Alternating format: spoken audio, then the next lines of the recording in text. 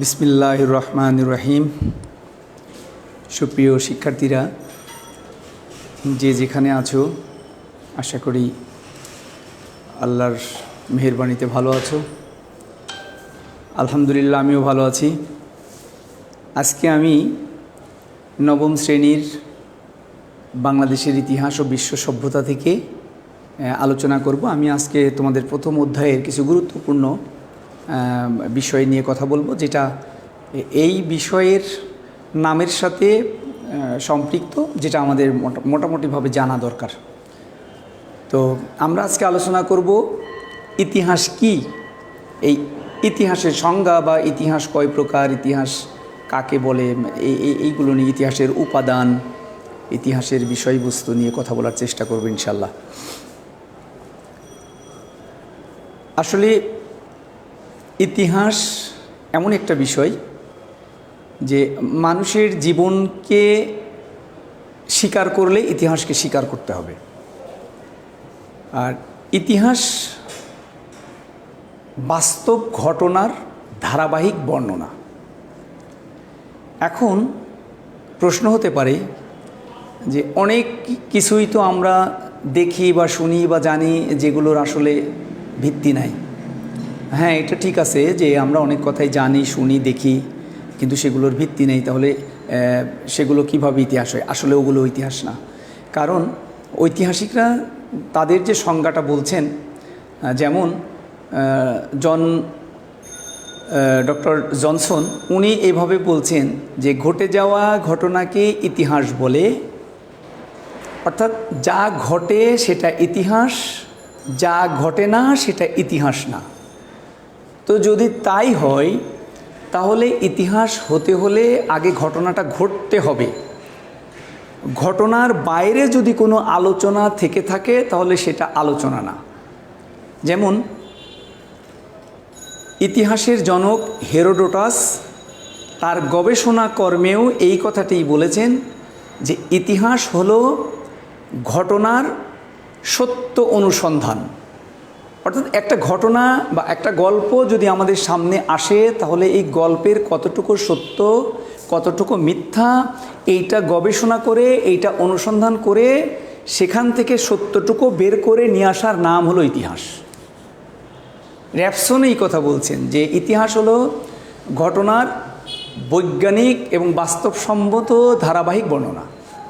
তো আমরা এতে করে বুঝি যে আসলে যেটা ঘটে নাই সেটা ইতিহাস না, ওইটা একটা রূপকথা হতে পারে অথবা একটা মিথ্যা গল্প হতে পারে, ওটা ইতিহাসের অংশ না। এবার আমরা আসি, এই যে ইতিহাস শব্দ অর্থাৎ হিস্টোরিয়া শব্দ থেকে হিস্টোরি শব্দের উৎপত্তি, এবং এই শব্দটা গ্রিক শব্দ হিস্টোরিয়া, এই কথাটা হেরোডোটাস তার গবেষণা কর্মে সর্বপ্রথম ব্যবহার করেন। হিস্টোরিয়া, এই যে হিস্টোরিয়া, এই হিস্টোরিয়া থেকেই কিন্তু হিস্টোরি, এই হিস্টোরি শব্দের অর্থ। আমরা যদি এই কথাগুলোকে এইভাবে বিচ্ছেদ করি, অর্থাৎ এই যে ইতিহাস, এই ইতিহাস কথার যে উৎপত্তি, ইতিহাস, ইতি শব্দ থেকে এইটার উৎপত্তি, এই শব্দ থেকে ইতিহাস শব্দের উৎপত্তি, যার অর্থটা এরকম হবে।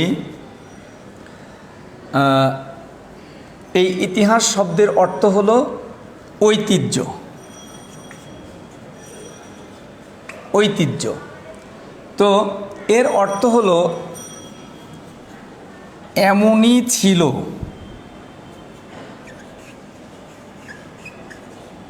এমনই ছিল বা এরূপ ঘটেছিল। ইতি শব্দের অর্থ হলো এমনই ছিল বা এরূপে ঘটেছিল বা এরূপই ছিল, এটা। এবং এই ইতি শব্দের অর্থ হলো ঐতিহ্য। ঐতিহ্যটা হলো ইতিহাসের মাধ্যমে এক প্রজন্ম থেকে অন্য প্রজন্মের কাছে পৌঁছে দেয় ইতিহাস। ইতিহাস এই ঐতিহ্যকে এক প্রজন্ম থেকে অন্য প্রজন্মের কাছে পৌঁছে দেয় ইতিহাসের মাধ্যমে। এখন কথা হলো ঐতিহ্যটা কি? ঐতিহ্য হলো মানুষের অতীত জীবনের শিক্ষা, তাদের ধর্ম, আচরণ বা তাদের কাজকর্ম, এইটা হলো ঐতিহ্য।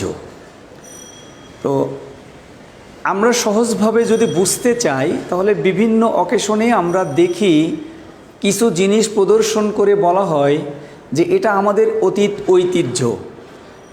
যেমন পহেলা বৈশাখ যখন আসে তখন আমরা অনেক অদেখা জিনিসগুলো দেখি, মানে অদেখা অনেক অনুষ্ঠান বা অনেক কাজকর্ম আমরা তখন দেখি এবং বলা হয় এইটা হলো ঐতিহ্য। তা ঐতিহ্য এবার বিগত দিন যুগ যুগ পূর্ব থেকে এটা চলে আসছে। তো আমরা বললাম যে অতীতের মানুষের যে শিক্ষা সংস্কৃতি এই জিনিসগুলোকে আমরা বলছি ঐতিহ্য। তো ইতি শব্দ থেকে ইতিহাস শব্দের উৎপত্তি। ইতিহাসকে যদি বিচ্ছেদ করা যায়, এর সন্ধি বিচ্ছেদ করলে যেটা হয়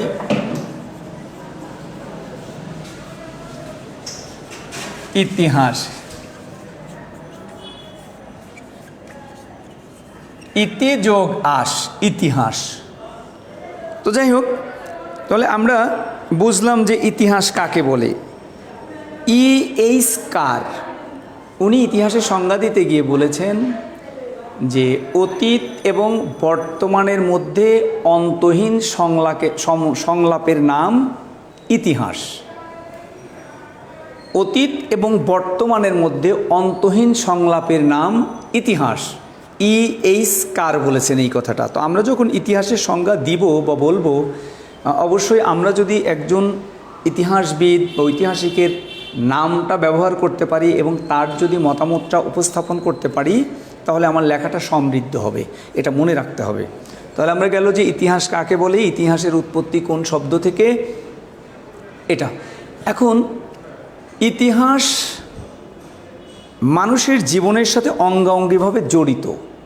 আমরা যদি খুব সহজ এবং আমাদের জানার বিষয়ের মধ্যে যদি আমরা একটা উদাহরণ দিতে চাই, আমরা এইভাবে বলতে পারি যে আজকে আমরা যেই দেশে বাস করছি এইটার নাম হলো বাংলাদেশ, অথচ 1971 সালের আগে এটার নাম ছিল পাকিস্তান।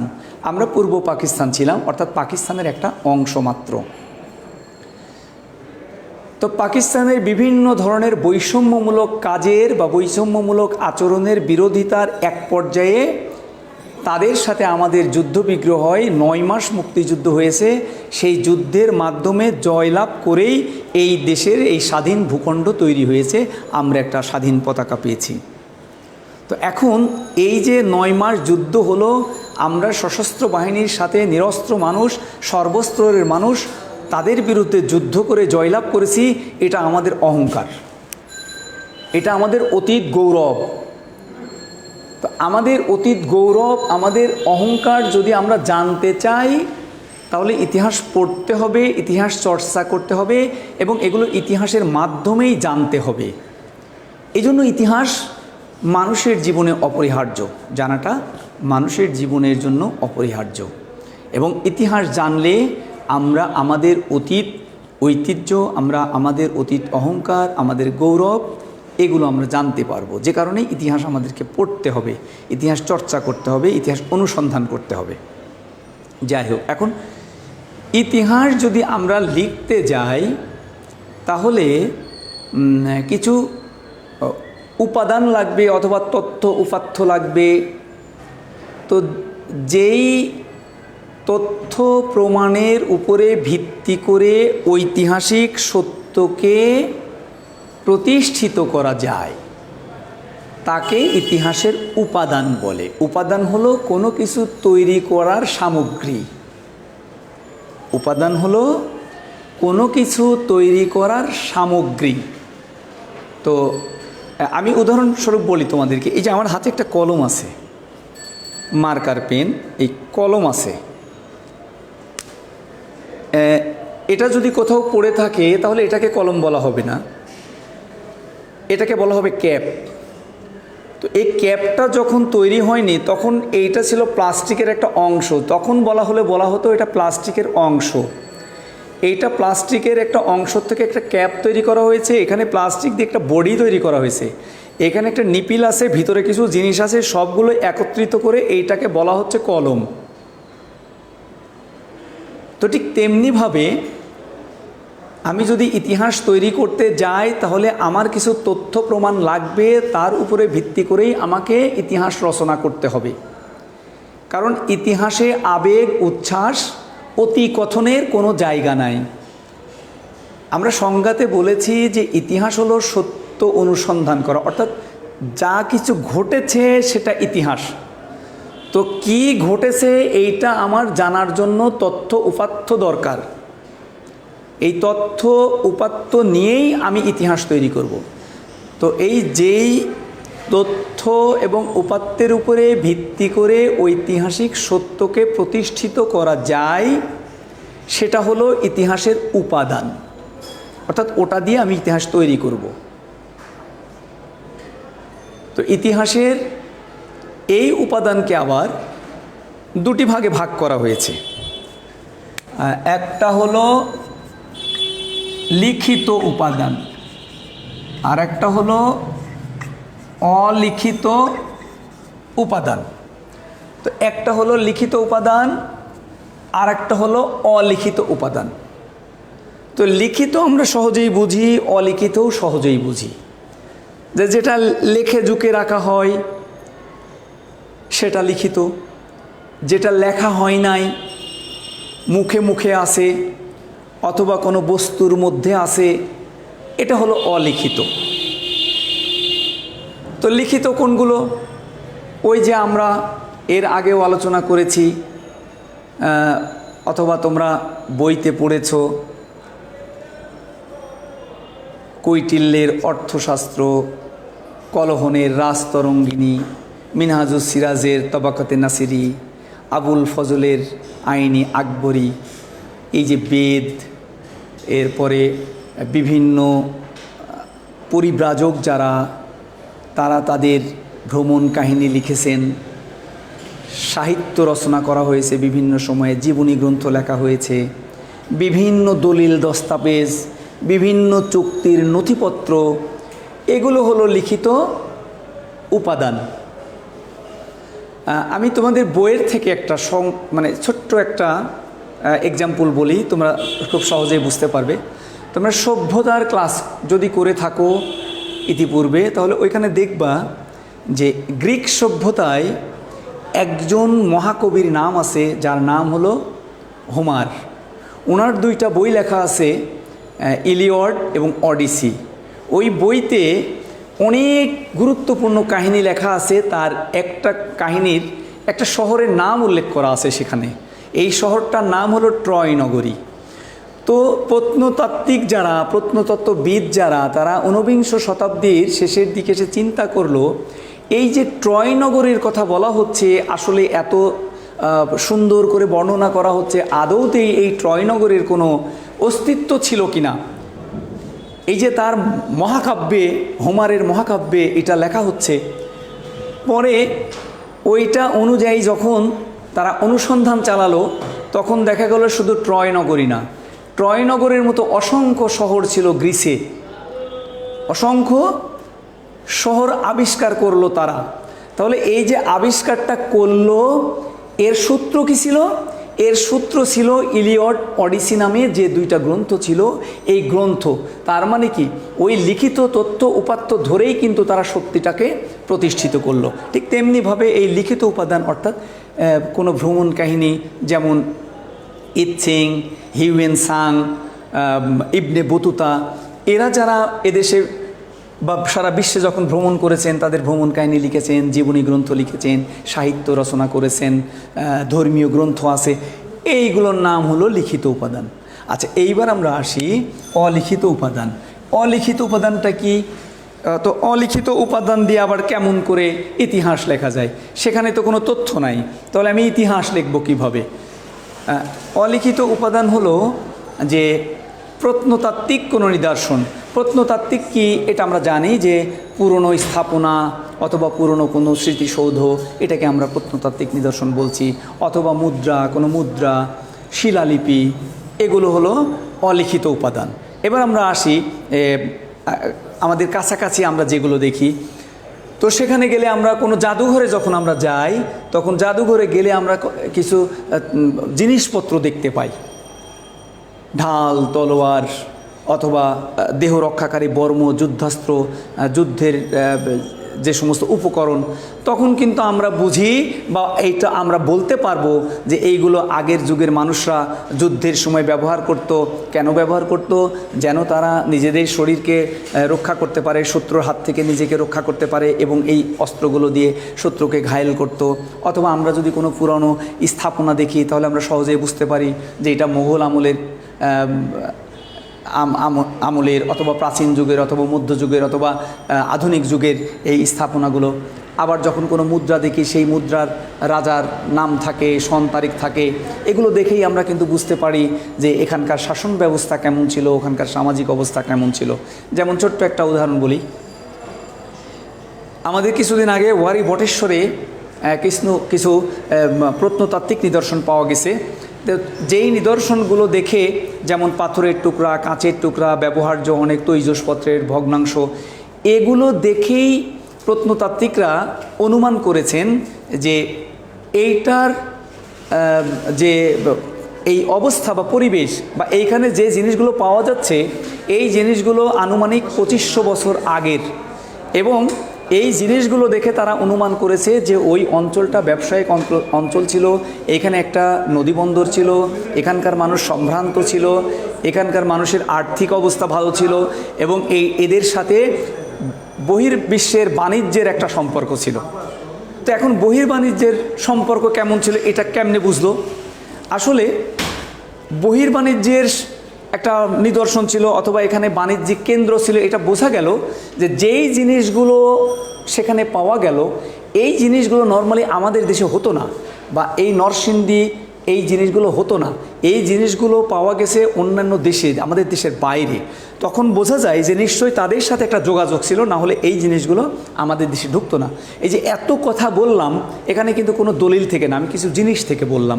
তার মানে কি? এটা হলো অলিখিত উপাদান। তাহলে এইটার সমন্বয়ে আমরা ইতিহাস রচনা করতে পারবো। তাহলে ইতিহাস রচনার জন্য আমাদের দুইটা উপাদান, একটা হলো লিখিত, অলিখিত উপাদান। এইবার আমরা আসি, ইতিহাস কয় প্রকার? পঠন পাঠনের জন্য বা বোঝার জন্য ইতিহাসকে মূলত দুই ভাগে ভাগ করা হয়েছে। একটা হলো ভৌগোলিক বা স্থানগত, আরেকটি হলো বিষয়ভিত্তিক। এই ভৌগোলিক ইতিহাসকে আবার তিন ভাগে ভাগ করা হয়েছে, যেহেতু এলাকা ভিত্তিক।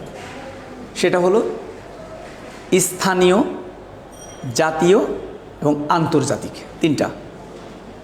যেটা ভৌগোলিক বা আঞ্চলিক, যেটা মানে অঞ্চল ভিত্তিক, যেটা এটা আবার তিন প্রকার। একই স্থানীয় অর্থাৎ অল্প জায়গার মধ্যে একটা দেশের একটা অঞ্চল নিয়ে যেটা। জাতীয় ওই দেশের মধ্যে, পুরো দেশের মধ্যে হতে পারে জাতীয়। এর বাইরে হলো আন্তর্জাতিক, শুধু দেশ না, দেশের বাইরেও অন্য দেশের সাথেও যেটা রিলেটেড, এটা হলো আন্তর্জাতিক। তাহলে তিন প্রকার। আরেকটা আমরা বললাম বিষয়বস্তুগত ইতিহাস, এটা আবার পাঁচ প্রকার। কি কি? রাজনৈতিক, অর্থনৈতিক, সামাজিক, এরপরে সাংস্কৃতিক, সাম্প্রতিক। তো সামাজিক বুঝলাম, যেটা সমাজ ব্যবস্থা নিয়ে কথা বলা হয় সেটা সামাজিক। রাজনৈতিক বুঝলাম, যেটা মারামারি হয়, যুদ্ধ হয়, দখল বেদখল হয়, এইটাকে আমরা রাজনীতি বললাম।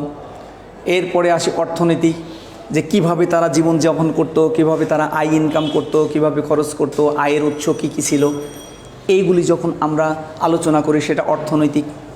সাংস্কৃতিক, কৃষ্টি কালচার, বিভিন্ন আচরণ, বিভিন্ন অনুষ্ঠান, বিভিন্ন পালা পর্বণ তারা কিভাবে করত, এটা সাংস্কৃতিক বুঝলাম। এইবার আসি সাম্প্রতিক, এইটা আবার কোন ইতিহাস? ইতিহাস তো সব লেখা আছে, তার মানে কি নতুন কোনো ইতিহাস হচ্ছে না? আজকে কোনো গুরুত্বপূর্ণ ঘটনা ঘটে গেলে 2 দিন পরে সেটা হবে ইতিহাস। তো ইতিহাস তো থেমে থাকে না, ইতিহাসের প্রক্রিয়া চলমান, ইতিহাসটা চলমান। আমরা সংজ্ঞাতে বলেছি যে অতীত এবং বর্তমানের মধ্যে অন্তহীন সংলাপের নাম হলো ইতিহাস। যদি তাই হয়, প্রতিনিয়ত ইতিহাস তৈরি হচ্ছে, এই যে প্রতিনিয়ত নতুন নতুন ইতিহাস তৈরি হচ্ছে, এইটার নাম হলো সাম্প্রতিক ইতিহাস। তো এটা তোমরা মনে রাখবা যে ইতিহাস মূলত দুই প্রকার, একটা হলো ভৌগোলিক, একটা হলো বিষয়ভিত্তিক। ভৌগোলিকটা 3 প্রকার আর বিষয়ভিত্তিকটা 5 প্রকার। তাহলে আমরা আজকে আলোচনা করলাম ইতিহাসের সংজ্ঞা, ইতিহাস কাকে বলে, ইতিহাস আমরা কেন জানবো এটা আমরা বললাম। এরপরে আমরা ঐতিহ্য কী সেটা আমরা বলেছি। আজকে বলেছি যে ইতিহাস লিখতে গেলে কি কি উপাদান লাগে, কোন শব্দ থেকে ইতিহাসের জন্ম, এবং সর্বপ্রথম কে এই ইতিহাসটা গবেষণা কেন্দ্রে নিয়ে গেছেন। আমরা এতটুকু আলোচনা করছি। আগামী ক্লাস ইনশাল্লাহ এরপরে থেকে আরও আলোচনা করব। তোমরা ভালো থেকো, সাবধানে থেকো। আল্লাহ হাফেজ।